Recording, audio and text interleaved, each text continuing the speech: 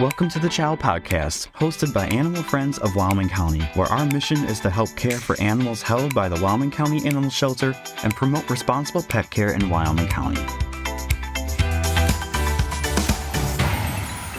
Hello, everyone. Welcome back to the Animal Friends of Wyoming County CHOW Podcast. I am your host. My name is Sam Goodell, the president of Animal Friends of Wyoming County. I'm very excited to get started on today's episode of the podcast. Before we introduce our special guest, I'd like to introduce my co-hosts.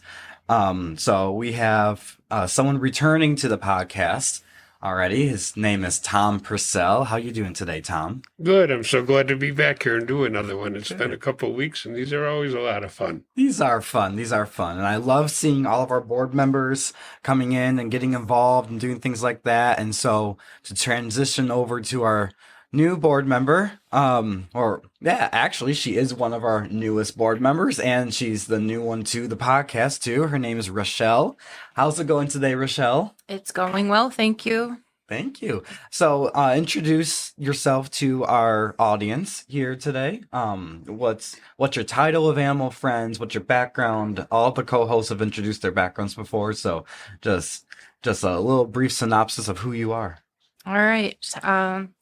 Well, as you said, my name's Rochelle. I joined 2-3 months ago. Animal Friends is the event director, so that's been fun, busy, trying to organize some events coming up and some fundraising. So that's been fun.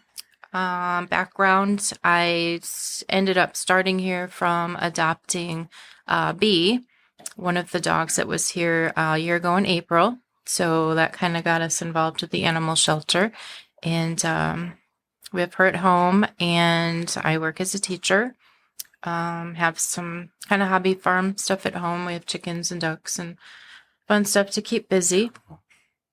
Awesome. Cool. What made you interested in joining Animal Friends or being part of the animal shelter in any way as a volunteer?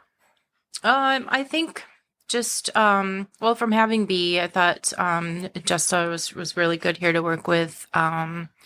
We came a lot and visited with Bee because she had to be here for a while before she could leave. So just kind of seeing what was going on, and wanting to help out. I think the shelter does a great job with making sure the animals are vetted and trying to find good homes and things that other places aren't always able to do. Michelle, how old is Bee and what kind of dog is she? Bee is 1.5 years, and we believe she's an American Bully Pit Bull. She's not very tall, but she's a little wider than tall. So we think she's American Bully with Pit Bull. She's a sweetheart, so we love her. And she's the fourth one. So she fit right in. And so I wanted to help out in any way that I could here with the other animals, and everybody's been fun to work with. It's really great to have you with us. You're doing a great job so far. Thank you. It is. You're doing great. You're a great addition to our group. At the time of this recording, we're preparing for our first major fundraiser of the year. It's actually one of the biggest fundraisers we've done since COVID hit, or before COVID, I should say.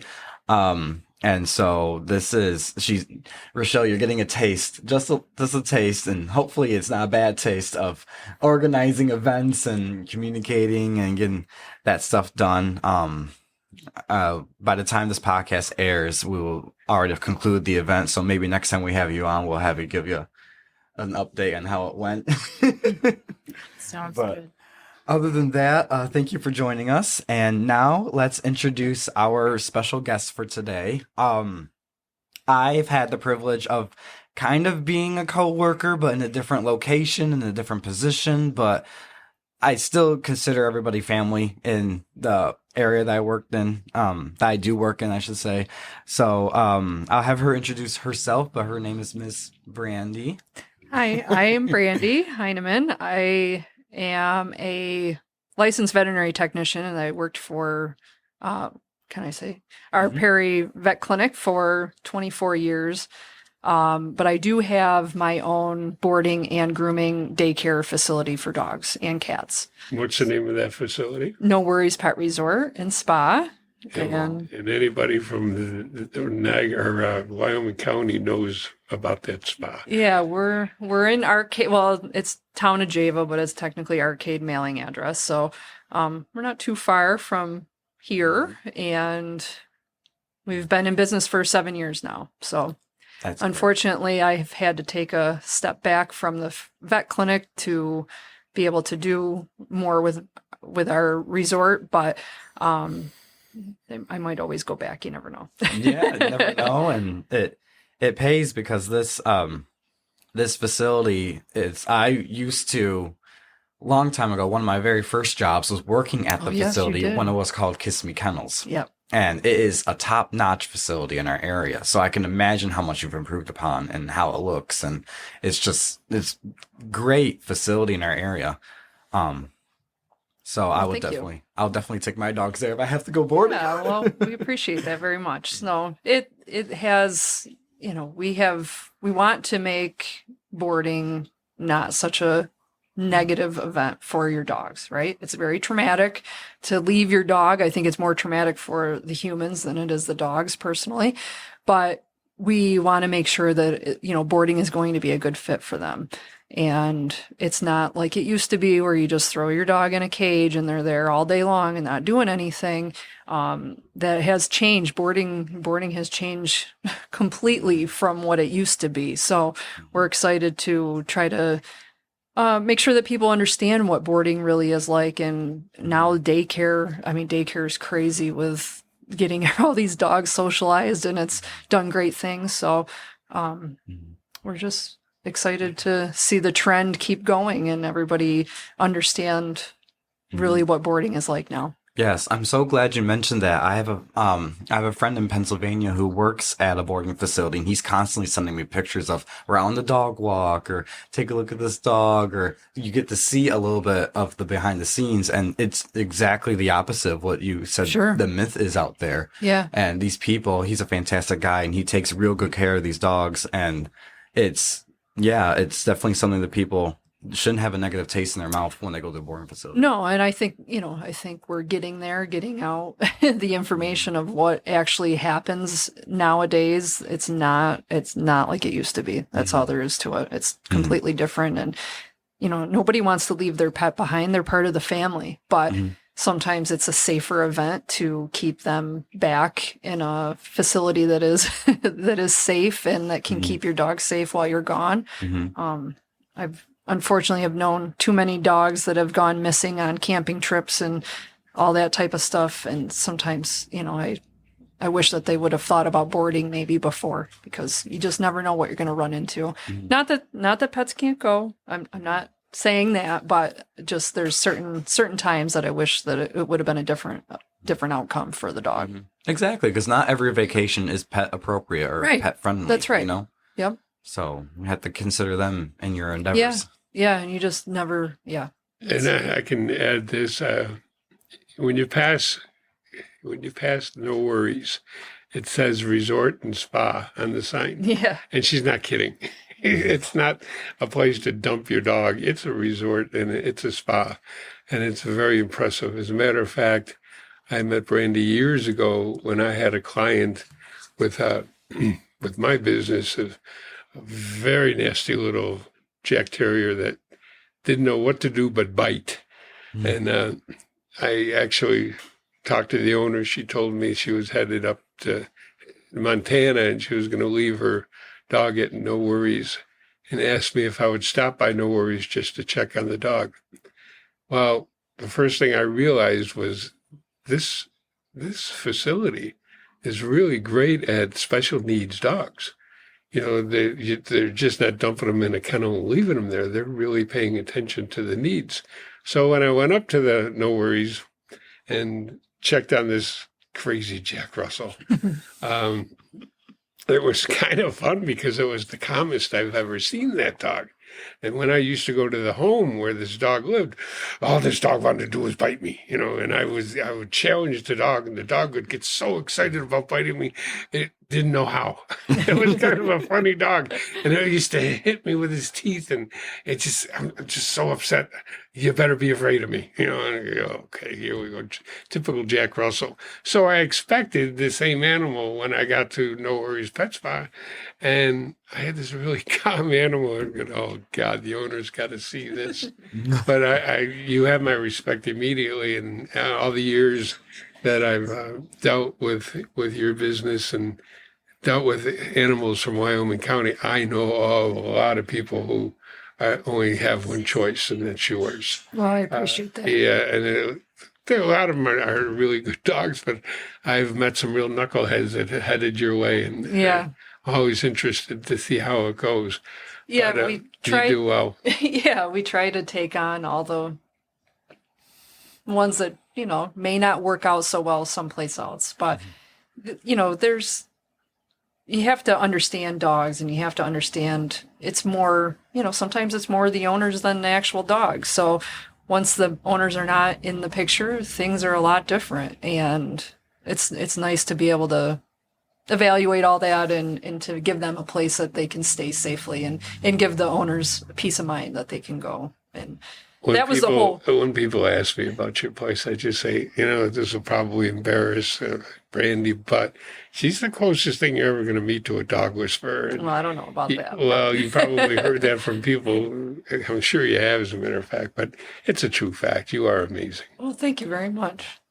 25 years working at the vet clinic gives you a lot of experience, I guess. So I like to think that I'm seasoned for all the dogs, and I seem to always get stuck with all the bad dogs at work too. So, but back to the reason why we even wanted to start our facility was that we had 3 labs at the time, and we wanted to go on vacation, and it's really hard to find somebody reliable to come to your house and say they're going to be there. It's really a scary thing having people coming to our house. It just wasn't a good fit for us. It's sometimes a fit for others, but it just wasn't a good fit for us. So we just kind of decided that that's what we wanted to do, and it's evolved into this craziness. Yeah. Yeah, it is. Well, I'm glad you have such a passion for doing the dog boarding, the dog grooming, and things like that, and starting No Worries Pet Resort. And it helps. I personally find it very comforting to know if I'm taking my dog to a place that the person that runs it and owns it is also a licensed veterinary technician too, because you're able to spot the signs if there is an issue going on. Yeah, it has. I mean, I honestly don't know how people can run a boarding facility, and no disrespect, but I don't know how people can run a boarding facility without having any animal medical background. I mean, there's things that come up on a daily basis that, without my prior experience, I'm not sure how that would have been handled. So I feel like it's a benefit for our place versus others that we have that ability, and their New York State doesn't require any type of certification for boarding and grooming, unfortunately. So to me, this is kind of like an accreditation, as much of accreditation that you can get in New York State is to actually have a New York State license to take care of dogs. So that's kind of how That's very interesting you touch upon that, because I know that there are places, if I remember right, there was a place up in Rochester that you could go to get dog grooming certifications and things, like a school. That's right. Yep. And that closed for a couple years, and then COVID hit, but they are open back up. So it's an accreditation, but it is not necessarily a license. How you can get like a cosmetology license in New York, there's no such thing for grooming. But I would just make sure that whoever's taking care of your pets has some accreditation, some sort of training. Is it a BOCES program that's training? No, this is an actual school that is training, and they're accredited as much as you can get accredited. Groomers that are teaching this class, and they do offer a certificate basically when you're done.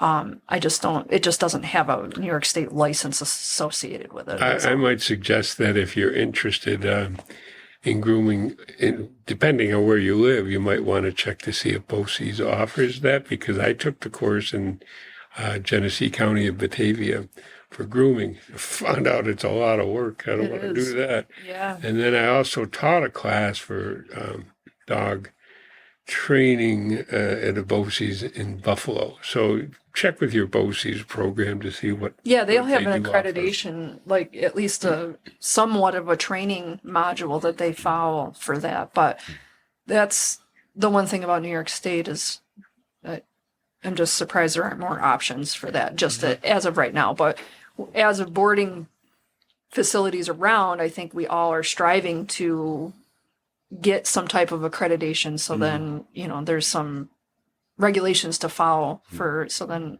everybody's kind of on the same page. That does surprise me, especially living in New York State where we're very regulated in almost everything we do. But yet when it comes to dog boarding or dog grooming facilities or grooming or boarding specialists or things like that, there's no New York State stamp seal on. That's right. Yep. And we're part of the International Pet Boarding and Services. It's a national accreditation. So we try to do that, and they have bullet points to make sure that your business is following that type of thing. But That's nice. otherwise, there's really not a lot of, So can anyone just become a boarding facility? I'd like to say no. I'd like to say no, you really shouldn't be doing that. But, for New York State purposes, it's still a business. So obviously you have to follow all the business rules for New York State, but there's no true accreditation certificate. I'd like to touch on something if we can. You see a lot of dogs come and go. You see a lot of dog owners come and go.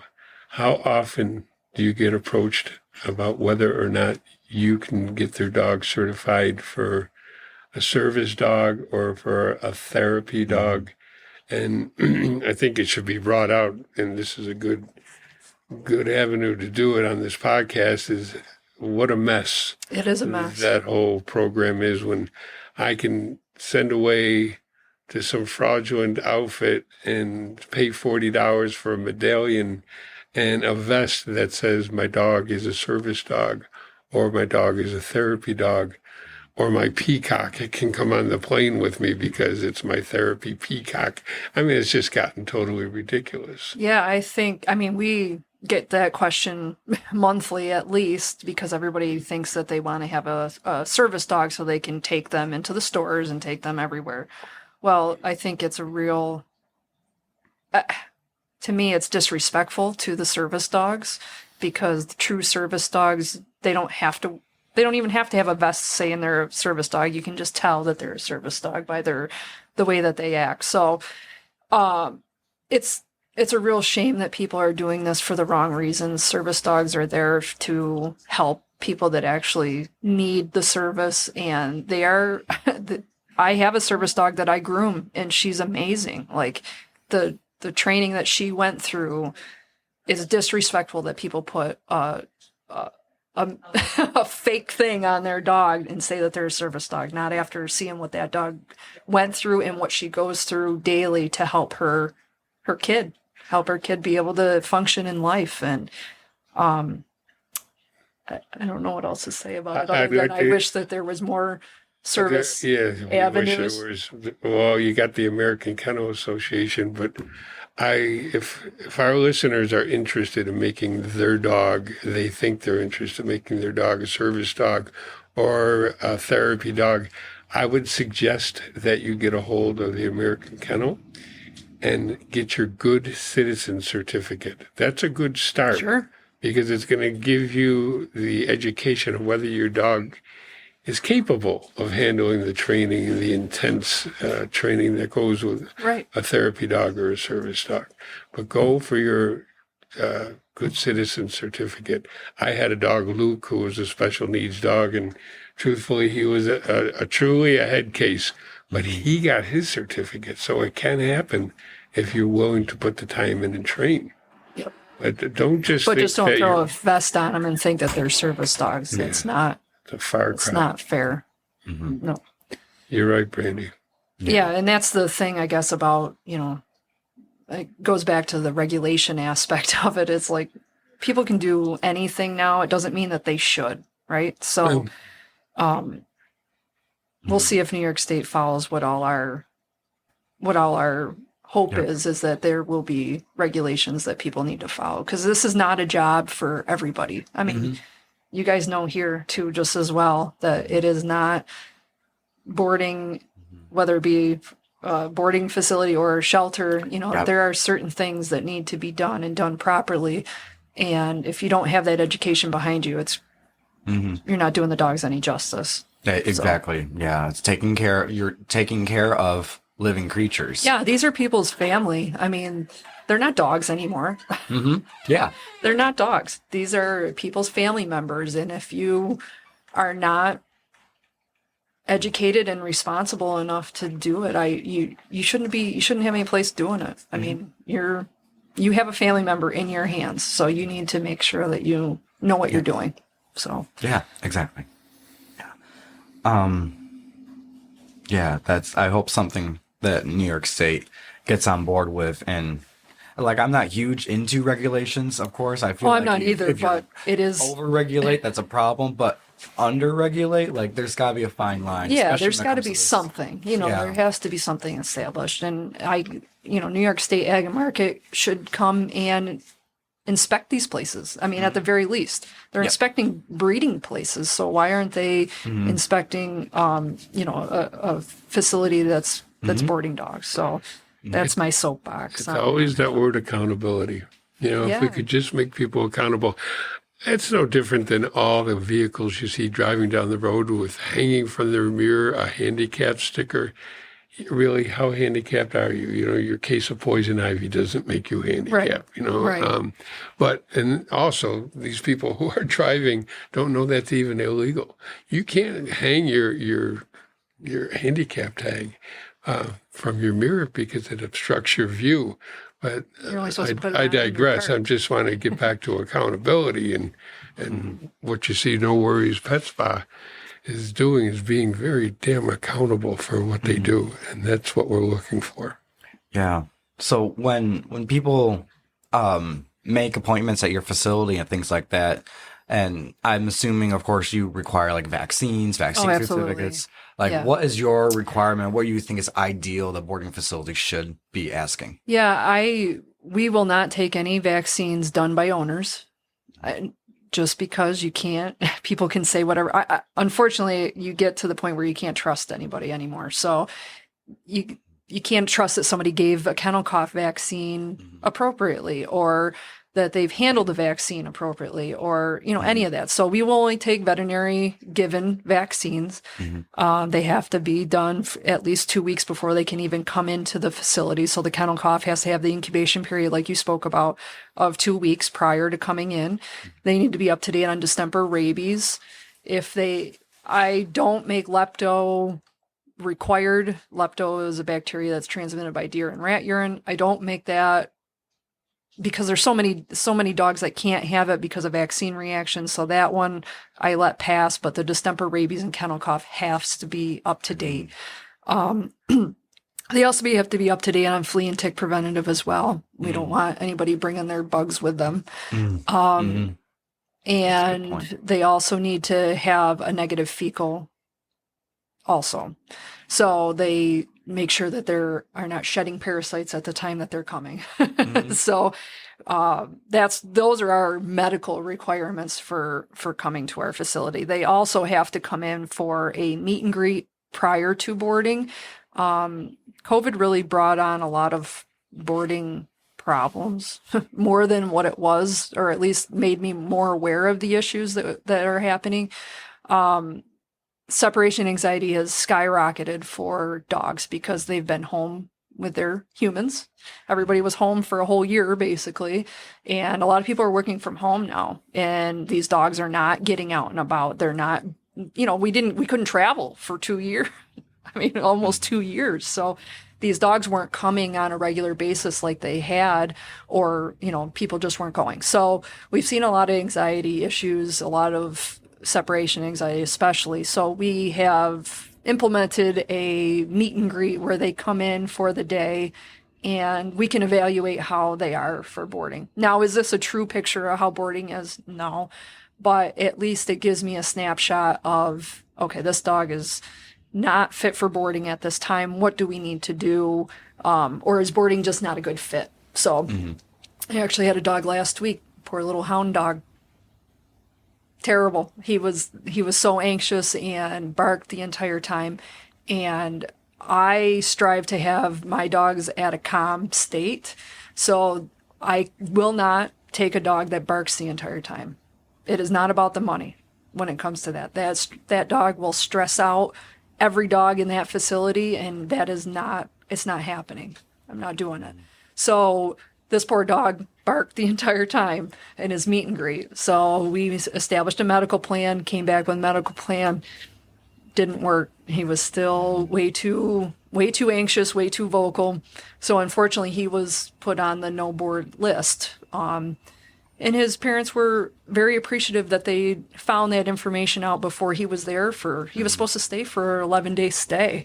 That dog would have been out of his mind if he would have stayed for that period of time. So these meet and greets have allowed us to get a picture of how it's going to be. And some dogs just need to come back more. You know, you're dropping these dogs off at a place they've never been. What do you expect them to be like? They can't, unfortunately, it's a whole new experience. And it's not something that they're going to adjust to in an hour time. It takes time. Just like kids, you can't just drop them off at school and expect, some kids you can.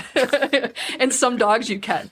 But you have to allow them you have to keep doing it over and over, and this allows them to get used to it. And then it's like their second home. All of our daycare dogs that come on a regular basis, they could board for a month and it wouldn't matter because they're just so comfortable with it. It's like their second home. Mm-hmm. So that would be my other recommendation, is that if there's a person that boards or wants to board their dog frequently, get them into daycare. Even if they can't play in group play scenarios, because every dog cannot play in groups, it still gets them used to the facility that you're taking them to, and it makes the transition for boarding so much easier. And that's probably my biggest thing for this podcast, is to help your dog, help them be able to have a good time.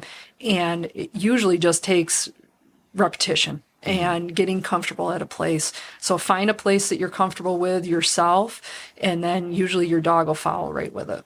So yeah, I'm glad you mentioned that you bring the meet and greet aspect before you even schedule boarding, creating all the stuff. Yeah, I won't guarantee a boarding until we've done that meet and greet, just to make sure, because,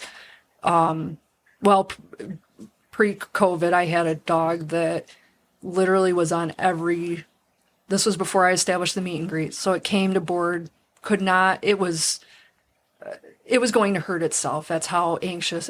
I just felt so bad. Luckily, they were clients of ours. At the vet clinic, I was able to get medications for. I could not get a hold of the owners. But the veterinarian prescribed medications to try to help this dog. And that dog never come.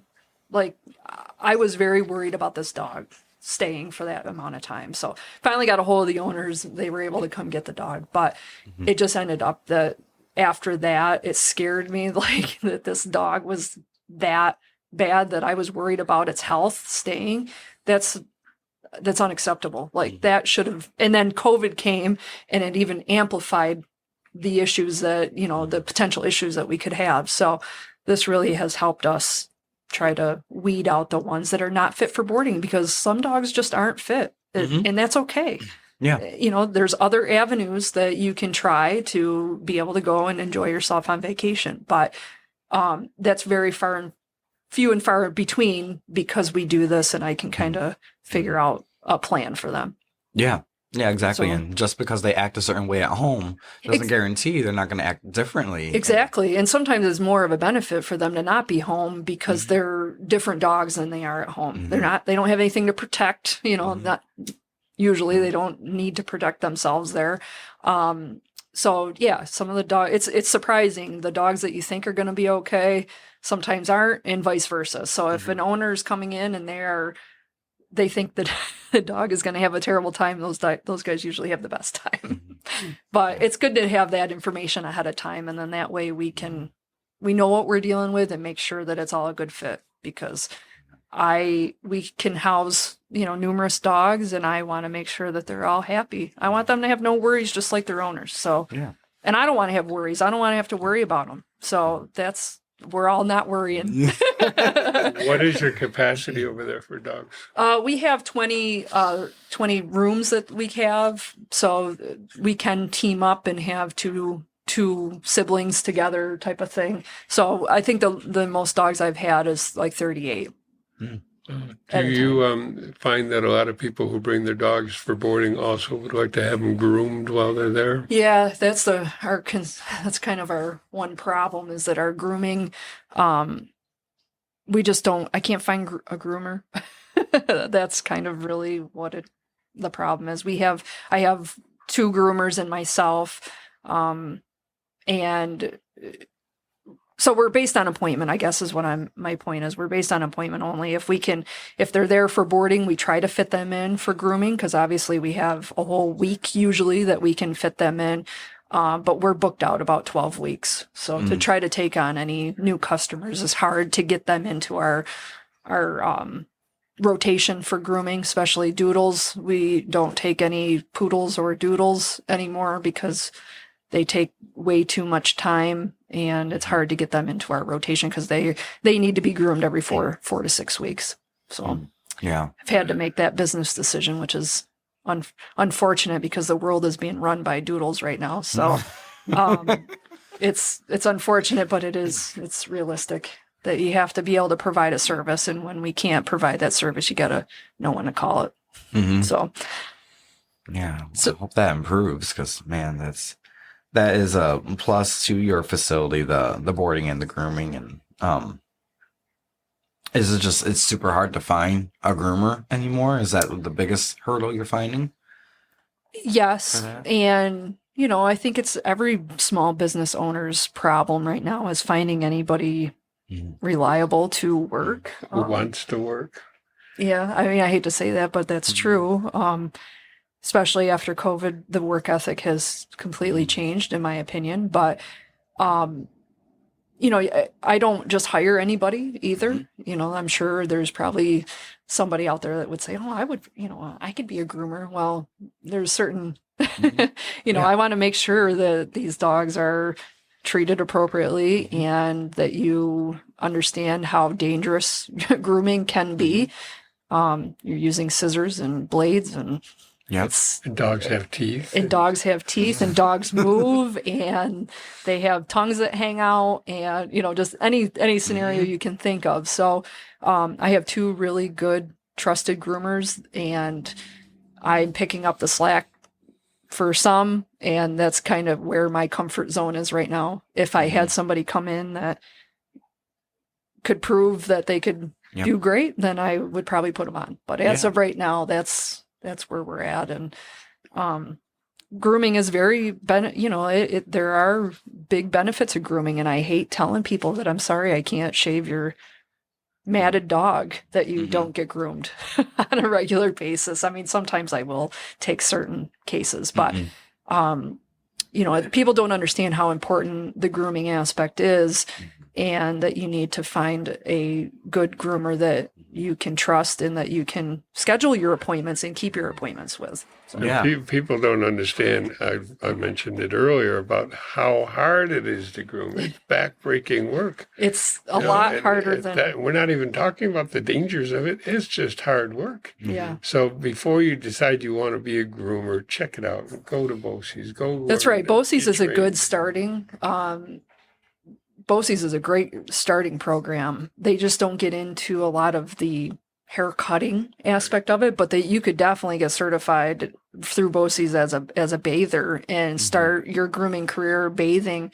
And, we take in students from, this last year we had a student from Pioneer, and she would come and do all our baths, so I feel like she would be a good candidate to go off and go to grooming school because she's got the foundations down, so You have to have a good clean dog to have a good groom. So it's very important. So most dogs need to be groomed at some point. And I'm not talking about shaving your lab so it doesn't shed. No, you don't do that. You don't shave double coat dogs, but people do. But anyway, so there's a lot of grooming can be done for dogs, and it doesn't all have to be shaving. So what are, in regards to grooming then, what are like the myths of grooming that you hear regularly or routinely that you're like, no, that's not true, or well, no, that's one of them. That if I shave my golden retriever, if I shave my lab, if I shave my Aussie, they don't shed anymore. No, that's not how it is. They are double-coated dogs.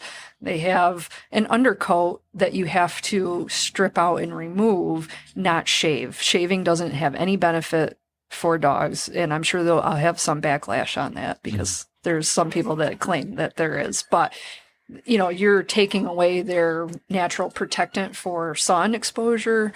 It doesn't make them cooler. They still have an undercoat. Even if you shave it short, it's still there. So regular grooming would help to bring that undercoat out and help to cool the dog better and not shaving. So there's a whole bunch of myths when it comes to that, but that's really my biggest thing I hear on a regular basis is please shave my lab or my golden so it doesn't shed. And we will not. We refuse. We will not do that. Yeah. There's a lot of people who overbathe their dogs as well, right? I mean, Sure, you have to bathe your dog every week. Yeah, that is true. And the other thing about the bathing aspect too is that a lot of people like to bathe at home, and that's fine. But there are certain breeds that if you are not brushing them out appropriately, they will mat right up and they feel nice on top. But when you get down into their coat, they could be full of mats right to the skin.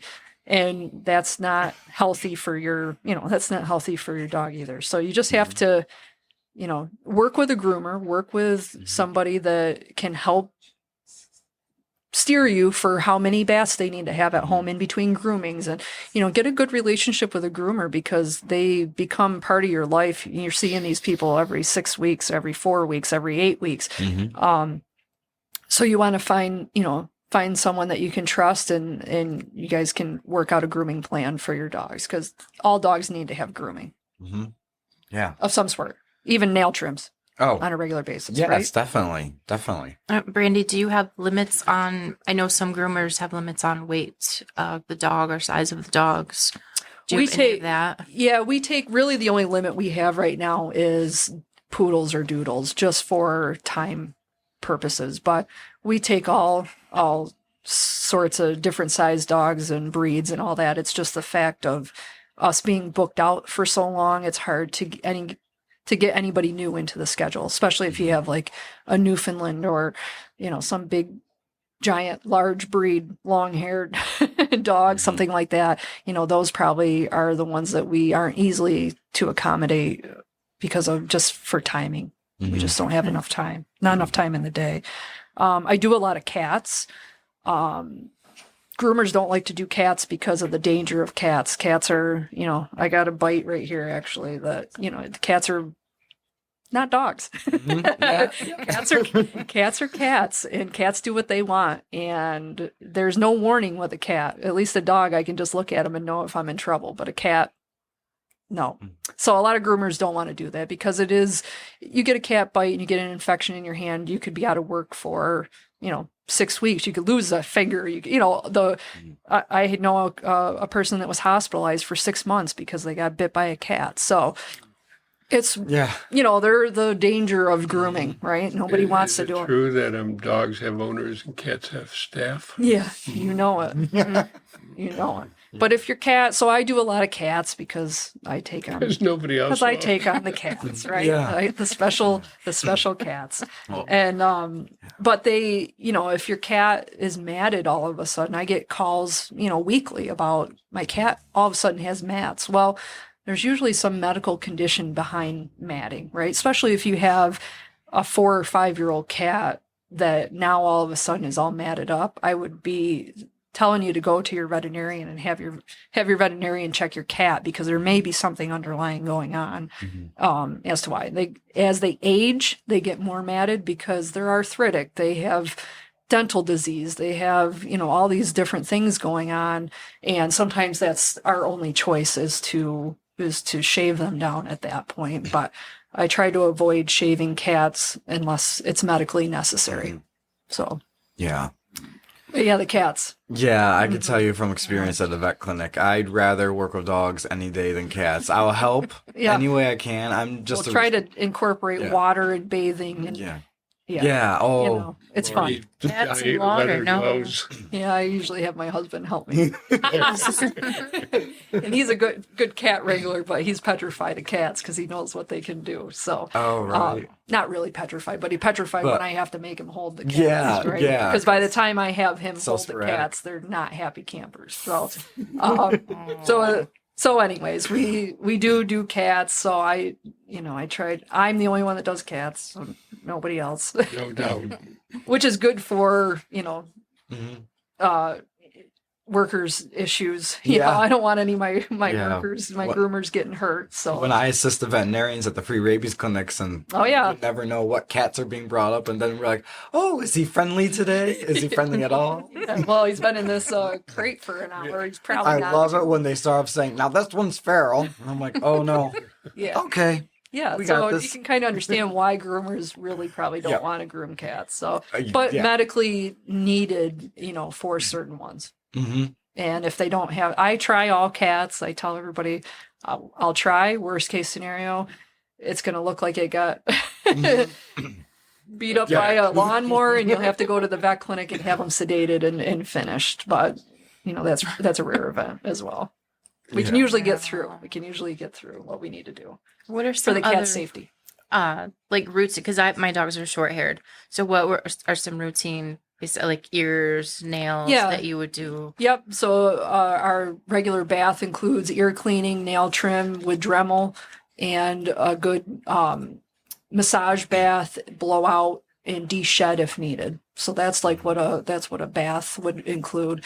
And grooming is any cutting of scissors or clippers. So we do golden trims where we just trim the bottom of the feet and trim up their feathers, and then actual grooming where they actually get haircuts. So those are the kind of This sounds like a legit spa. They get more pampered than I would. Mm-hmm. Yeah. This is pretty cool. They do. They get more pampered than I do. I know that.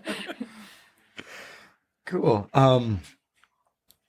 Anybody else have any more questions? Because I tell you what a thrill it is to have the owner of No Worries. Oh, well, thanks, Tom. I appreciate that very much.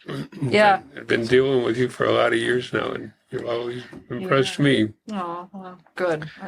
We strive to do our best for all of our pets. They're, to me, it's in my nature to take care of dogs, right? That's all I've done my whole life. Mm-hmm. I'm 41. I worked at the vet clinic when I was 16 years old, and that's just what I do. And I never want somebody's dog to not have a good time. Mm-hmm. It's heartbreaking when it doesn't work out, because sometimes it doesn't work out. But at least we try and go try to figure out a plan for that dog and hope we have a good time. We have a lot of good customers. Oh, I love our customers. They're the best. So, we got a lot of good dogs that come, and I'm sad when they're gone.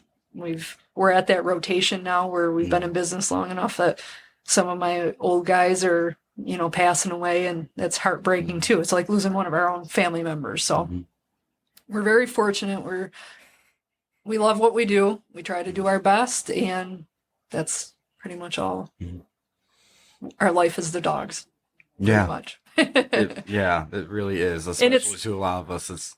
So how do we get a hold of No Worries Spa? Oh, well, you can visit us on our website, noworriespetresort.com. Our Facebook page is very active as well. Instagram, not as active because it limits how many photos I can put up. So it's our Instagram's not as good, but you can check us out on all the social media, and you can just call us. Where are you located? We're on Chaffee Road in Arcade, so it's 1226 Chaffee Road, Arcade, and like I said, it's the town of Java, but it's Arcade mailing address, so we're about 20 minutes from here. So not Perfect. not You far can't at all. miss So- that big sign on Chafee Road, Yeah. correct? Yeah. So usually at this time we would go to questions from our members. We do have a couple here. We didn't get much of a response from our members this last time, so I'm asking anyone who is listening to the podcast for future podcast episodes. All it takes is $15 to become a member of Animal Friends of Wyoming County, and one of the benefits is you get exclusive access to ask questions to future podcast guests and topics and things of that nature. So please take advantage of it. Our members director, Lisa, she is a great members director, and you get send an email to her when you become a member. You'll get her email address and things like that. Go to our website, animalfriendsofwyco.com, find the membership tab, and it tells you exactly what to do. And you can now do online membership too, so you don't have to send in a form if you don't want to. So please do so, and please take advantage of this, because this is a really cool thing that we're trying to welcome you to be a part of, you know. So some of the questions I do have though, one is, do you have a contract for people boarding at your kennel? Yeah, they have a boarding agreement that they digitally sign when they make reservations online. Basically just says that we're not responsible for chewed up blankets, lost toys, those type of things. The payment is required at time of pickup. Yep. I think you're referring to a long-term issues of if we have any issues with long-term boards that don't pick up. We luckily have not. Good. Knock on wood, have not had that experience. I know it happens, but we just haven't. We haven't had that. So they would. I mean, I don't know what to say other than abandonment does happen, and it just hasn't happened in our facility. We've been lucky. That's quite a blessing. Yeah, because it does happen. And what do you do? Yeah. How do you handle a sick dog when it's being boarded at your facility? Well, I have the luxury of having a vet clinic at my disposal. So, depending on, obviously if it's something really serious, I make sure the owner is called first, then figure out what they want me to do. If it's a true emergency, I just run them to the vet clinic. Yep. And if my vet clinic's not open, then they would go to an emergency clinic. Yeah, because you're taking care of someone else's pet. So Right. one way or another. And Yeah, and I have all of the, I know what vet they normally use. So obviously I try to keep it, if possible, to their own veterinarian. So then the records aren't, you're not worried about trying to get records, that type of thing. But I do have a nice vet clinic that I can go to myself. So a lot of our customers are our own vet clinics customers as well. So that makes it super easy, because then I can get everything that might be needed because of that relationship that we have. Yeah. And this, I think we touched upon what you do with dogs that get aggressive. Call Tom. Yeah, call Tom, basically. Have you ever encountered a situation where after a meet and greet, everything seemed fine, then they're there for boarding, and then there's like a switch or something changes? And how do you handle that? I mean, I can tell you of one for sure that we've had, and that dog actually bit me multiple times, bit my husband multiple times. This was prior to our meet and greet though. Okay. So, unfortunately that dog, the owner thought that it couldn't have acted that way. So that dog just never boarded again. So what do you do with that? You just try to, I would probably call their emergency contact and get a hold of the owner. I mean, it was myself and my husband, so I dealt with it because it was there in our care, and I didn't have any of our staff worrying about, I didn't have them touching the dog, and I took care of it until it went home, and then just told the owner that this is we cannot have this dog here. But yeah, it can happen. It definitely can happen. But these meet and greets try to help kind of eliminate that. Not that it can't happen. Exactly. I'm always personally nervous because of how long I've been working with animals, either here volunteering or at the vet clinic. And whenever someone just lets them off leash and be like, oh, let's play with another dog, I'm like, these are animals still. They're not humans like you and I. So that always makes me nervous no matter what the case is. Yeah. And if it gets aggressive in a daycare scenario, it's out of daycare. Like they don't, I don't tolerate any aggressive behavior towards other dogs, that type of thing. But when it's aggression towards people, that's a little tricky. Yeah. And then I think this is the last question I have here. It's from Officer Goodell, actually. So over the past 25 years or so, she has seen she's had few calls where dogs have not been picked up. You touched upon this already, of abandonment issues. A lot have a story like, my house burnt down. Can my dog be boarded with you until I find a better arrangements? Like a month or so, but then the owner just never comes back. You've mentioned that that's not happened to you thus far, but what are your thoughts on things like that? It's tough. That's a hard question, because we've had 2 long-term boarders. I had 2 pit bulls that stayed for 2 years because their owner was trying to relocate and could not find a house. They needed to live in the Rochester area, and every HOA, any place that they tried to find would not take pit bulls.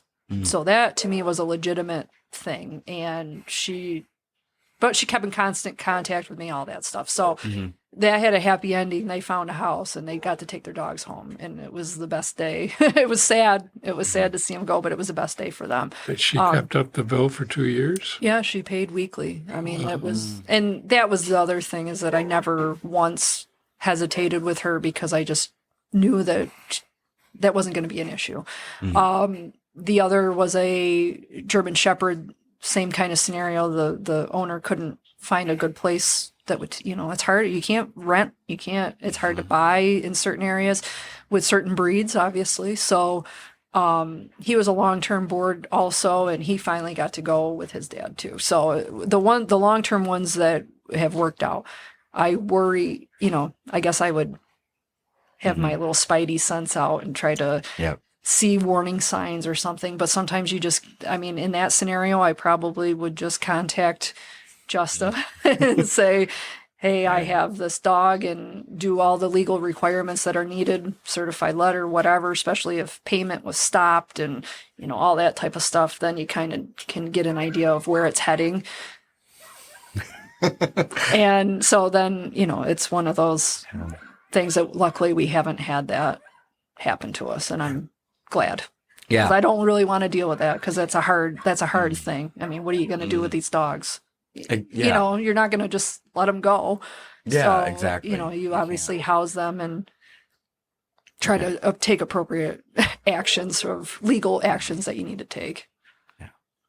So of the podcast, of everything that we talked about today, the boarding, the grooming, whatnot, is there any specific message you want our audience to walk away from when hearing about this? I just want you to find a boarding facility that you trust and establish a relationship with them.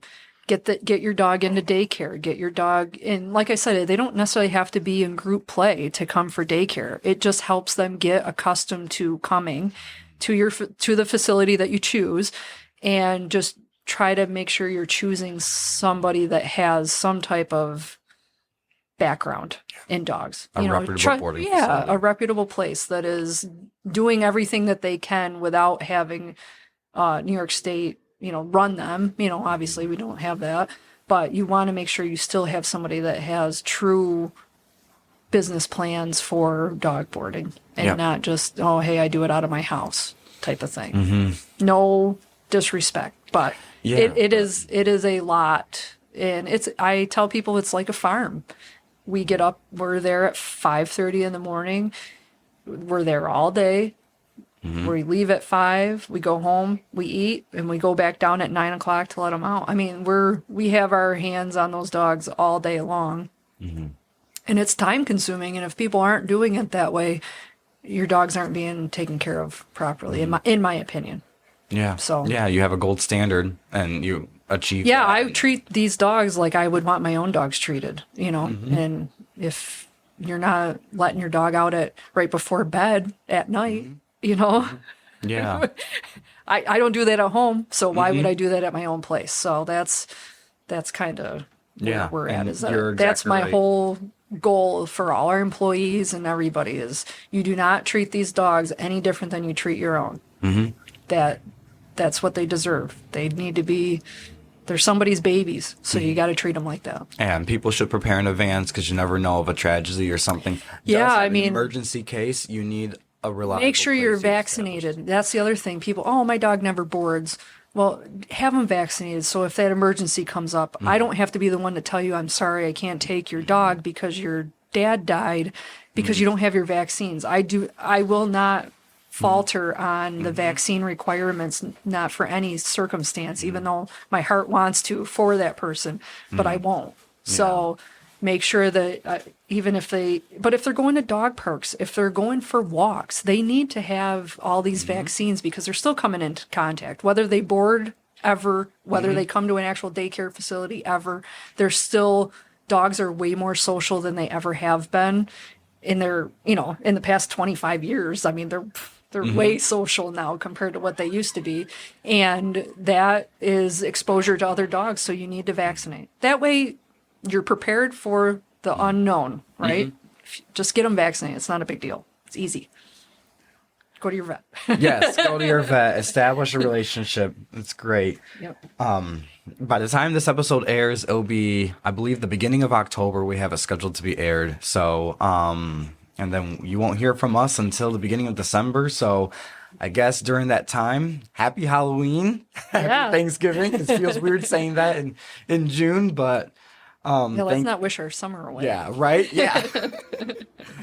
But thanks everyone for tuning in and listening to us. This is the CHOW Podcast. And thank you to my co-host here and for Brandy for coming on and being our guest. Thanks for today. having me. Thank you. Thank you. All right. Goodbye, everybody.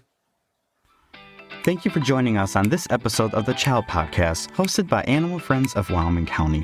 To learn more about us, visit our website at www.animalfriendsofwyco.com. And if you're interested in adopting a dog, please call the Wyoming County Animal Shelter at 585-786-8938. This has been a production of Knox Luna Films, LLC.